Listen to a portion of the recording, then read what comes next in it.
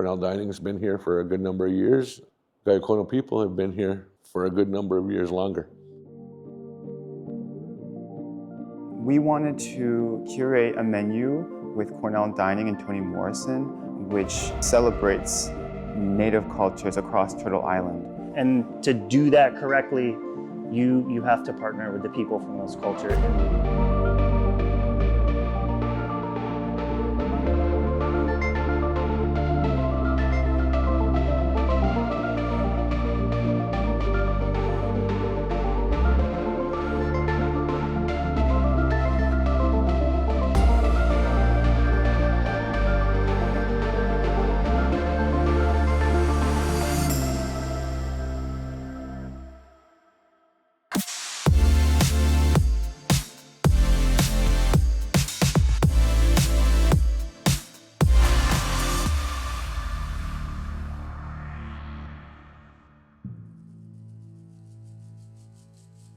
Food as Ǫgwahŭwéhneha is very significant.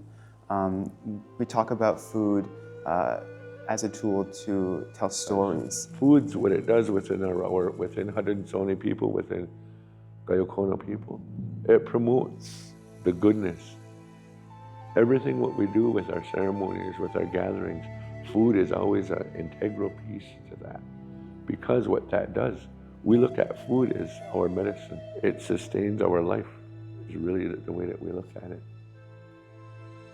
In Cornell Dining's partnership with the Native American Indigenous Studies group, we were talking about food as medicine. So when we were developing the menu, we were thinking about the ways that the food had medicinal properties.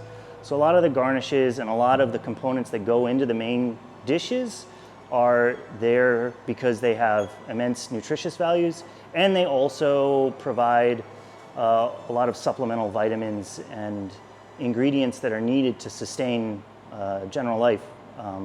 So that food is medicine was a huge component. As humans, we have a really deeply interconnected relationship with food and by proxy plants, and even beyond that, you know, the medicinal values and horticultural values of plants.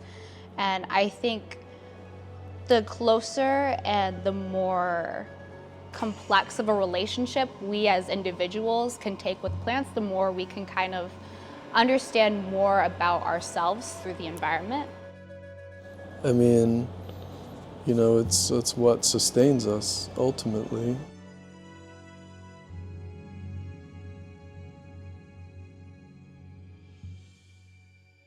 For a long time, food, folks, and fun type events were criticized as lacking in substance.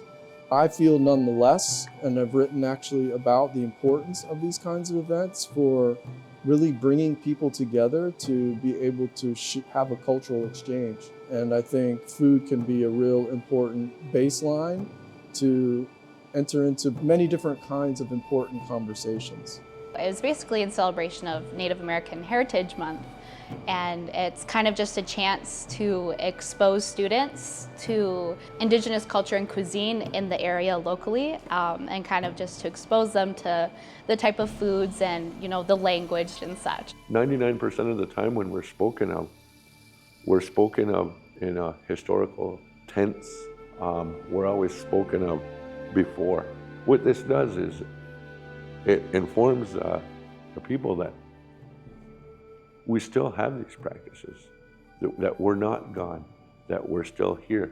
And that's why it's important to have visibility of our language, visibility of our culture here on campus, is because that's what that does. It informs the fact that we're still here, that we're not this historical people. The Indigenous peoples still have a presence on this land, and an active presence.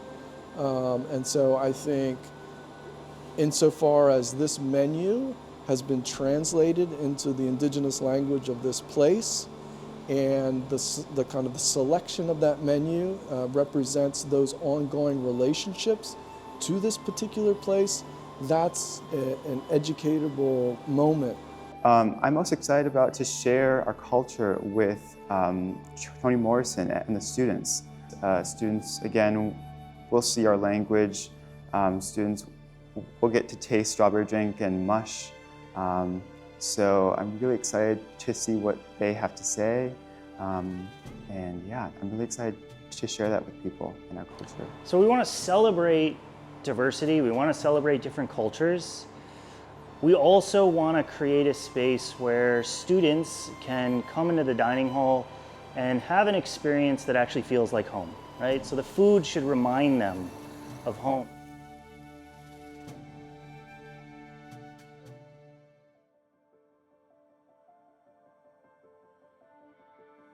Chef Josh really wanted to make sure that he got everything right and that we had a lot of communication with Chef Josh. We really wanted to focus on foods native to this area as the first feature of this event, and so we crafted a menu that focused on this region and food significant and native to this region. The thing that comes front of mind is the duck fat roasted turnips and butternut squash. And then we're going to be garnishing that with a juniper berry ash. And we made the juniper berry ash here. So the process of basically burning it and then turning it into this really fine ash and adding it to these dishes. I'm also really excited about the blue corn mush. I think we're going to have a very exciting presentation for it. We're using local maple syrup. We've got some great berries. And then we'll also garnish that with a little juniper ash. And the juniper ash also goes into the mush when we make it. So there's like the nutritional value is going to be really high. So we have a strawberry drink, ฎwahgłahwéhneha, which is a very significant and sacred drink in Haudenosaunee. We talk about it running through the streams up in Creator's Land. It is a drink that we serve during social events, feasts. It's a very unifying drink that we have. We view it as as a medicine to our people. And why we view it as that is because it's the first fruit that we receive in the springtime when the warming months. And so we're all encouraged to do that because we knew how rich it was in vitamins. Our system may have become depleted a little bit more, but when the strawberries came on, everybody ate that, and it would rise our sugars, what we needed to maintain our diets throughout the whole year. Along with the bison stew, which will be incorporating the wild onions, the local turnips, and then I think the star of the show is going to be the sumac and juniper ash seared salmon, and that's going to have a blackberry and blueberry onion compote that goes on it, so it's a little bit sweet to go with the savory salmon. People are really pumped up. Can't wait to do something new. Can't wait to put the food out and have the Morrison Dining staff give it 100% and present really amazing food that they don't get to make every day. So everybody will be learning tomorrow, and the plan is to just make really tasty food that accurately represents a different culture than we normally see here.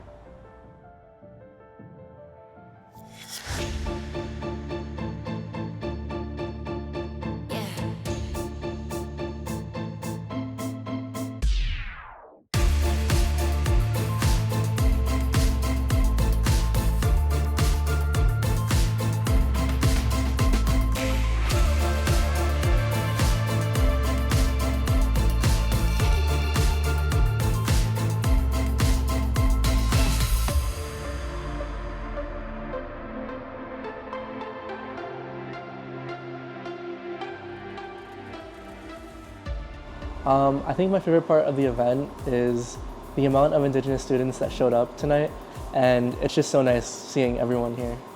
I have so much to say because I loved the food. It was so good. It was so nice to see someone put so much work into something that's so important to me and so important to the community, and like not just have that interest in creating this event, but also like going through and completely like doing it and doing it very, very well, because that salmon was really good. Bison stew is just always going to be a favorite for me, and you know, I think because it's unfortunately it's just not something you get access to on a fairly regular basis. I think it's important to have a space where students can come and kind of engage with the gardens and then also engage with the community at events like this that we're so happy to collaborate on, and do their own research and then research or kind of communicate with their peers at functions like this. Yeah, and spread their own stories or hear other people's stories. It's a really great way to create community. I'm really happy that we had this opportunity, and I think it'd be great to continue this. It would be awesome if we could provide more learning opportunities for students to engage with the people of Ďorszáchó to talk about where Cornell sits and how we can start that conversation and spread awareness of that in Cornell. To witness the kind of passion that the staff and the chefs have really kind of embraced the opportunity is very exciting, and again, seems to me it'd be an opportunity to expand this away from kind of the Native November context, right, or the quote-unquote Thanksgiving context. So I'd like to see multiple events of this nature that isn't necessarily linked intentionally or not to this particular kind of time of the year. For my message to Chef Josh would be the food was amazing. You did a great job, and I had a lot of fun. I really enjoyed the strawberry drink and the sassafras tea. Both of them were really good. And I like the corn mush. It kind of gave me a little reminder of home, yeah. I really appreciate the partnership that we've had with the American Indian and Indigenous Studies. It's been an amazing partnership. They've gone above and beyond to support us and provide us with factual information and material to help make this event a really big success. Along with the Botanic Gardens, our connection with them has been long going, but they showed right up and they were so eager and happy to support us. I think it's going to be a great event.